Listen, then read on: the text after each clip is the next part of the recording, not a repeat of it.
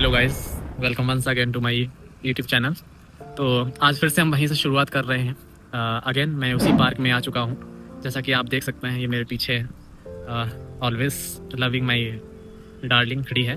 तो जो है इसी पार्क में फिर से हम चलते हैं। तो अगर आपको याद हो, लास्ट टाइम मैंने आपको छोड़ा था जो है अपनी फर्स्ट एपिसोड पे, जहाँ से मैंने अपनी झोपड़ी से लेकर के घर तक का सफ़र बताया था।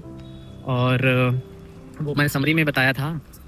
बट उसके बाद मैंने बताया था कैसे मैं दिल्ली में पढ़ा था 1 साल। उसके बाद फैमिली के पास पैसा ना होने की वजह से मुझे फिर से गांव आना पड़ा, और गांव में ही मैंने बाकी की पढ़ाई की थी। और मैंने आपसे प्रॉमिस भी किया था कि मैं 2006 का इवेंट बताऊंगा अपनी लाइफ में जो हुआ मेरे साथ, स्पेशली जब मैं 10th के बोर्ड दे चुका था। तो सबसे पहले मैं आपको बता दूं, आज के जो एपिसोड से जो हम सीख लेने वाले हैं वो ये कि हमें अपने पेरेंट्स को एस्टिमेट नहीं करना है, उनकी हर एक छोटी बात पे ध्यान देना है, अमल करना है। पहली बात तो ये। और दूसरी चीज़ ये, जो भी आपको क्रिटिसाइज़ करते हैं, चाहे वो आपके टीचर्स हों स्कूल टाइम में या कॉलेज टाइम में, या फिर पड़ोसी हों या फिर कोई रिश्तेदार, कोई भी क्रिटिसाइज़ करता है, आपकी बुराइयां करता है, तो आप उनको पलट के थैंक यू ज़रूर बोलिएगा जब भी आप सक्सेस हो जाते हैं या फिर अपनी लाइफ में अपने ड्रीम्स पूरे कर लेते हैं। उस टाइम पे मैं कहूँगा कि उनको जो है थैंक यू जरूर बोलने चाहिए। तो इसी के इर्द गिर्द आज का एपिसोड घूमेगा कि कैसे क्रिटिसाइज़ करने वाले लोगों को मैंने थैंक यू बोला, और उनकी ही वजह से मैं इतने सारे अपने सपने पूरे कर सका हूँ। तो ऑलमोस्ट मैंने 2 मिनट ले लिए आप लोगों के। Let's start from the topic which I promised you for the specific event during the 10th class, specially in 2006। तो जैसा कि मैंने आपको बताया था कि मुझे साइकिल मिल गई थी। तो मैं 9th क्लास में जब आया, तो जो मेरे एक सर थे, मैं उनका नाम कोट नहीं करना चाहता हूँ इस वीडियो में, तो उनका स्कूल 8 तक ही था ऑफिशियली, बट वो 9th 10th तक के बच्चों को पढ़ाते थे। तो मैंने डिसाइड किया कि मैं यहाँ से मूव ऑन होना चाहता हूँ 8th क्लास से। तो 9th क्लास में मैं सिटी में, जो एक्चुअली इनका आउटर सिटी में था स्कूल जिसमें मैं 8 तक पढ़ा हूँ, तो मेरा मन था कि मैं सिटी में पढ़ूँ किसी इंटर कॉलेज में। जैसा कि आप जानते हैं यूपी में इंटर कॉलेजेस बोले जाते हैं जो 12th तक होते हैं स्कूल्स। तो मैंने 9th में वहाँ एडमिशन लिया, सेमी गवर्नमेंट था फरुखाबाद सिटी में।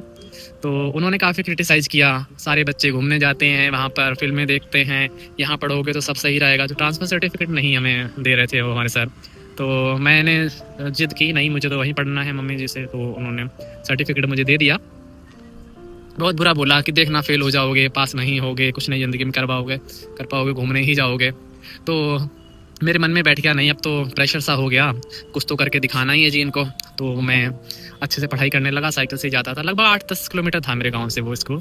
तो वहाँ पढ़ने जाता था। तो हर रोज़ वही स्ट्रगल रहता था, पहले स्कूल जाओ मॉर्निंग में, फिर घर वापस आओ, फिर दोबारा से वहीं पर ट्यूशन जाओ, ट्यूशन के बाद फिर एक और ट्यूशन जाओ। तो 9th तक तो ट्यूशन मैं नहीं पढ़ा था, फिर 10th में बोर्ड की वजह से मुझे ट्यूशन लगाना पड़ा। तो मैथ्स की ट्यूशन लेता था और जो है साइंस की। तो 2 ट्यूशन के लिए मुझे 2 बार जाना पड़ता था। इट मीन्स कैलकुलेट अगर आप करोगे तो 16 किलोमीटर सिंगल टाइम। तो 3 बार जाता था मैं, तो काफ़ी साइकिलिंग करनी पड़ती थी। यही रीज़न था शायद, मैं बहुत पतला था शुरू में। तो जब मैं 10th के मैं बोर्ड में ही था, तो मेरे साथ एक अजीब सी घटना हुई। तो जब शायद मेरे एग्ज़ाम हो चुके थे, राइट, तो एग्ज़ाम हो चुके थे, तो उसके बाद एक्चुअली मुझे बाइक का बहुत शौक़ था। तो मेरे कज़िन हैं, उनके पास बाइक थी, तो उनकी बाइक लेकर के मैं चारों तरफ घूमता रहता था। तो मेरी जो बड़ी दीदी थी, उनके यहाँ पर मुझे जाना था क्योंकि मेरे कज़िन के बेटा हुआ था, उसको लेने जाना था। तो सुबह का टाइम था और मेरे ताऊ का तो काफ़ी वेट था और मैं ठहरा पतला बच्चा। तो उस टाइम पे बाइक फिसल गई और मेरा फ्रैक्चर हो गया था। Sorry guys.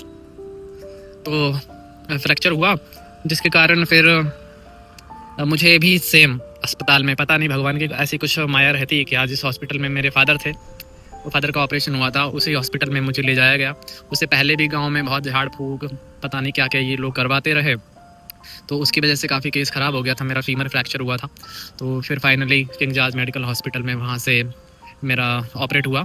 तो काफ़ी बैड टाइम मुझे दिया गया, 6 महीने लगभग मैं बेड पे रहा, जिसकी वजह से मेरी पूरी लाइफ ही चेंज हुई। सारे ड्रीम्स फैमिली वाले सोचने लगे अब ये कुछ नहीं कर पाएगा, माँ बाप जो थे, पेरेंट्स मेरे, सब ने मुझसे उम्मीदें तोड़ दी थी कि अब ये हमारा बच्चा कुछ कर नहीं पाएगा, ऐसा हो गया है। तो जिसके कारण एक और बहुत बड़ा डिसीजन मेरी लाइफ में लिया गया मेरे लिए 12th क्लास में, just because of my this small incident. और उस लाइफ ने तो मेरी पूरी ज़िंदगी ही झकझोर दी। तो ये बहुत ही दुख भरा एक चैप्टर होगा जो मैं अपने अगले एपिसोड में आपको बताऊँगा गाइस। तो स्पेशली इस एपिसोड से आप 2-3 टेक अवे कर सकते हो, जैसे कि आप जो है फैमिली का कहना मानें और कभी भी उनको अंडर एस्टिमेट ना करें, और जो आपको क्रिटिसाइज़ करते हैं उनको थैंक यू ज़रूर बोलें। तो मैं भूल गया आपको बताना, फिर जो सर ने बोला था कुछ नहीं कर पाएंगे, तो मैंने 12th में अच्छे मार्क्स ला के पास हुआ, तो फिर मैं उनको लड्डू ज़रूर खिलाने गया था।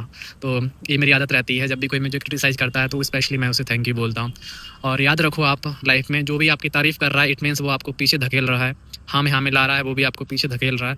जो आपको क्रिटिसाइज़ कर रहे हैं, आपको आपके अगेंस्ट में जाके बोल रहे हैं, वही अच्छे इंस्पिरेशनल हैं जो आपको एक्चुअली आगे बढ़ाते हैं। Thank you so much. मिलते हैं अगले एपिसोड में, जहाँ मैं बात करूँगा कि मेरी फैमिली ने कैसे डिसाइड कर लिया मेरे बारे में just because of the social pressure. तो वो लाइफ लॉन्ग इम्पैक्ट है मेरी लाइफ में, अभी भी मुझे दर्द है उस चीज़ का। तो I will share that experience in the next video. Thank you so much. Bye bye.